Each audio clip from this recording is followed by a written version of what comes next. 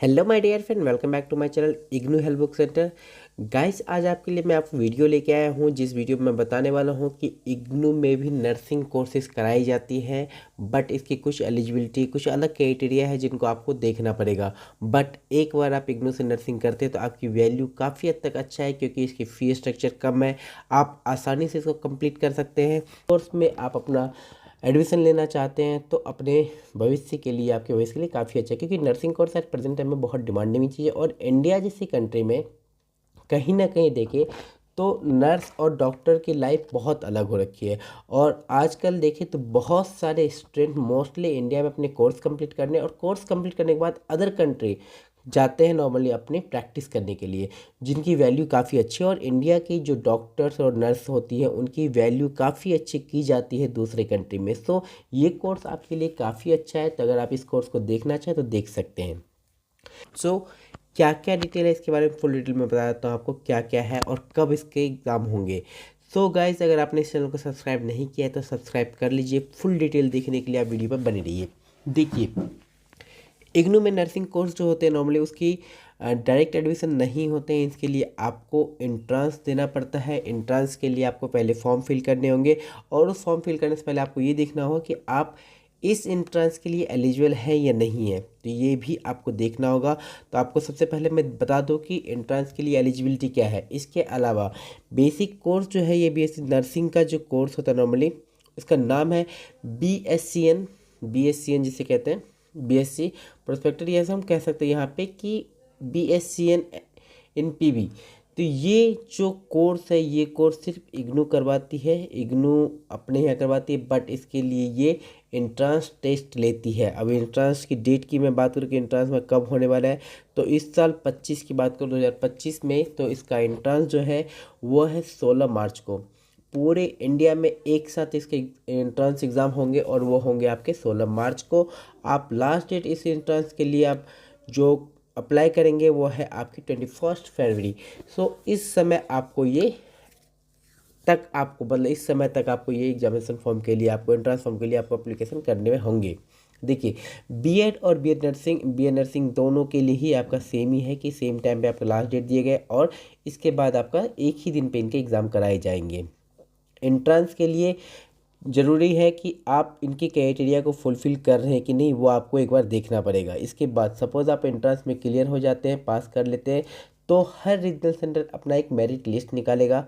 उस merit list में आपका नाम आया है तो आप जाके अपना डॉक्यूमेंट वेरिफिकेशन करवाएंगे अपने रीजनल सेंटर में, और उसके बाद आपका एडमिशन होगा। एडमिशन के लिए आपकी फ़ी स्ट्रक्चर है 23,000 रुपीज़ पर एनम का हिसाब से इसका फीस दिया जाएगा। पर एनम मतलब बैचलर 3 साल का कोर्स है, तो आपको 23 के हिसाब से आपको पेमेंट करनी होगी पर एनम। अब एलिजिबिलिटी, मेन सबसे बड़ी एलिजिबिलिटी कि आप एलिजिबल हैं या नहीं, ये जानने के लिए इसकी डिटेल को हम एक बार सही से पढ़ते हैं। तो गाइस देखिए, एलिजिबिलिटी के लिए इन्होंने क्या किया है। सबसे पहले मैं एक बात बताऊँ कि नर्सिंग कोर्स में जहाँ तक देखा गया है, 100 में से 0.5 या 4% ही मेल नर्स होते हैं। मोस्टली इसमें गर्ल्स नर्स ही होते हैं, बट ये कहीं भी लिखा हुआ नहीं कि कोई मेल नर्सिंग नहीं होंगे।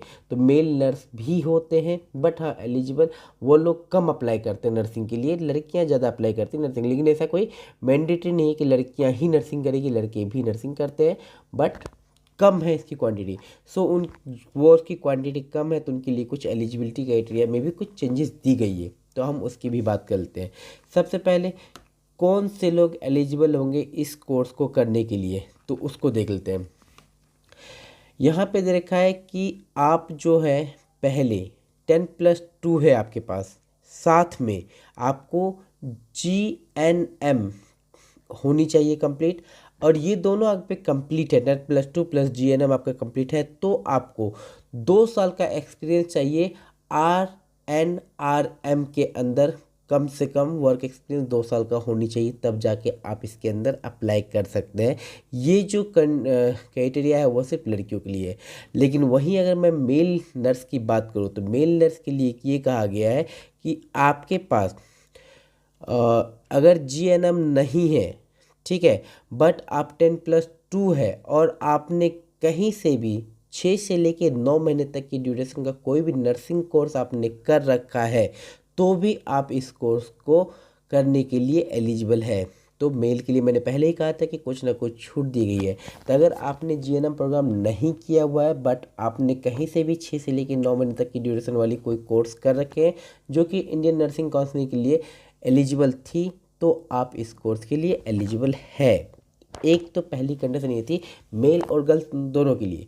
लेकिन कई बार ऐसा होता है कि कई स्टूडेंट 10+2 ना होकर 10+ भी होते हैं, तो उनके लिए भी एक क्राइटेरिया दिया गया है कि अगर कोई गर्ल्स कैंडिडेट है, अगर उन्होंने सिर्फ 10th पास कर रखा है और 10th पास करने के बाद उसके पास GNM भी है, ठीक है, तो उसको कम से कम अपना 5 साल का एक्सपीरियंस शो करना पड़ेगा RM के तहत, तब जाके वो इस कोर्स में एडमिशन ले सकती है।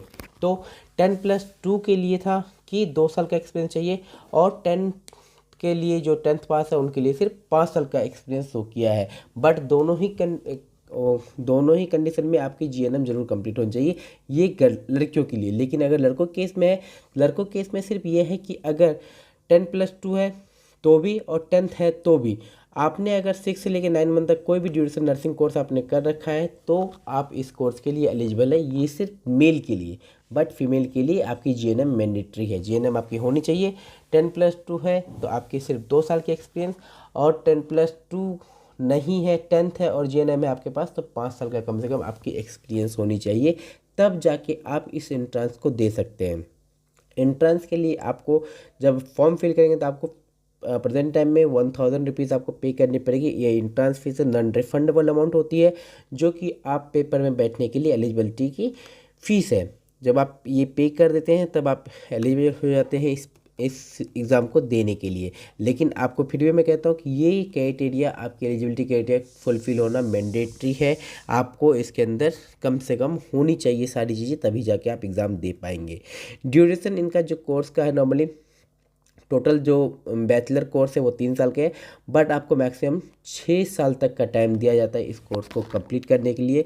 इसमें जो आपकी मीडियम है वो सिर्फ इंग्लिश मीडियम होंगे, इसके अलावा कोई भी मीडियम नहीं दिया गया है। तो आपको इस बात का बिल्कुल ध्यान रखना होगा कि सिर्फ इंग्लिश मीडियम में ये कोर्स अवेलेबल है, किसी भी अदर लैंग्वेज में ये प्रोग्राम अवेलेबल नहीं है। सीट इनके पास लिमिटेड होती है, तो जब इंट्रेंस क्लियर करेंगे तो इंट्रेंस क्लियर करने के बाद आपको नॉर्मली आपके मेरिट लिस्ट का वेट करना पड़ेगा, और हर रीजनल सेंटर के पास अपने लिमिटेड सीट होते हैं, तो उसी के हिसाब से वो आपका एडमिशन वहाँ पे कंफर्म करेंगे। इसके बाद जो इन्होंने फ़ीस स्ट्रक्चर देखा उसके बारे में भी एक बार बताता हूँ आपको। फ़ीस स्ट्रक्चर क्या है, तो इनका फ़ीस स्ट्रक्चर है, प्रोग्राम फीस टोटल जो रखा है इन्होंने वो 23,000 पर एनम दे रखा है। तो पोस्ट ग्रेजुएट कोर्स है ये, तो नॉर्मली आपको 3 साल का कोर्स है, 3 साल में आपको 23,000 रुपीज़ आपको पे करने होंगे पर एनम के हिसाब से। इसके अंदर अटेंडेंस भी आपका मैंडेटरी है। काउंसलिंग सेशन में आपकी अटेंडेंस कम से कम 90% होनी चाहिए, और नॉर्मल थियोरिकल के लिए आपकी 75% अटेंडेंस मैंडेटरी है।